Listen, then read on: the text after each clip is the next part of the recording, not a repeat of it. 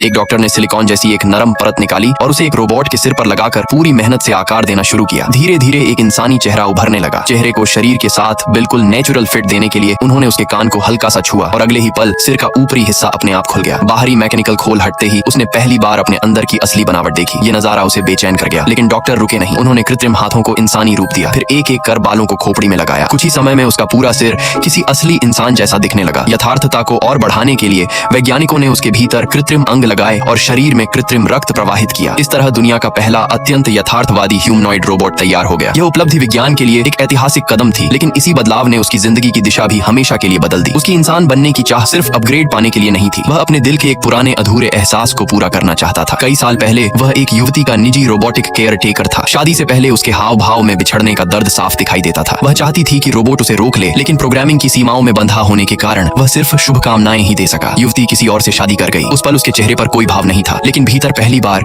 एक अजीब सी कसक पैदा हुई। आजादी मिलने के बाद वह समुद्र किनारे अकेला रहने लगा। पेंटिंग बनाकर दुनिया को समझने की कोशिश करता रहा। अमर जीवन उसे खुशी नहीं दे पाया। समय के साथ उसके अपने लोग एक एक कर दुनिया छोड़ते गए, जबकि वह वैसा ही बना रहा। अकेलापन उसका स्थायी साथी बन गया। जीवन का अर्थ खोजने के लिए उसने पूरी दुनिया घूमी। वह ऐसे रोबोट तलाशता रहा जिनमें सचमुच स्वतंत्र सोच हो, लेकिन हर जगह या तो छोड़े हुए रोबोट मिले या मशीनों की तरह काम में जकड़े हुए। एक बार उसे एक खूबसूरत महिला रोबोट मिली। कुछ समय के लिए लगा कि शायद उसे अपना साथी मिल गया है, लेकिन बाद में पता चला कि उसका हर व्यवहार सिर्फ पहले से लिखे गए कोड का हिस्सा था। इसी दौरान उसकी मुलाकात एक वैज्ञानिक से हुई जो मानव जैसी तकनीक पर काम कर रहा था। कृत्रिम अंगों की दुनिया देखकर उसने फैसला किया कि अब वह अमृता छोड़ देगा। वह एक ऐसा इंसान बनना चाहता था जो बूढ़ा हो सके, दर्द महसूस कर सके और एक दिन मर भी सके। पहले बदलाव के बाद उसे इंसानी चेहरा तो मिल गया, लेकिन भावनाएं अब भी अधूरी थीं। वह न हंस सकता था, न रो सकता था। जब वह अपने पुराने घर लौटा तो उसकी पुरानी मोहब्बत अब उम्र दराज हो चुकी थी। वहीं उसकी पोती से मुलाकात हुई, जिसकी शक्ल काफी हद तक अपनी दादी जैसी थी। उसके मन में फिर से भावनाएं जाग उठी। तभी उसे एहसास हुआ कि इंसानी जज्बात सिर्फ दिल में नहीं, बल्कि साथ बिताए गए पलों और बिछड़ने की यादों में बसते हैं। इसके बाद उसने एक और बड़ा फैसला लिया। उसने अपने भीतर मानव अंग लगवाए और ऐसा रक्त स्वीकार किया जो समय के साथ बूढ़ा हो सके। अब वह पूरी तरह इंसान बन चुका था। उसे समझ आ गया कि अमृता सुनने में भले वरदान लगे,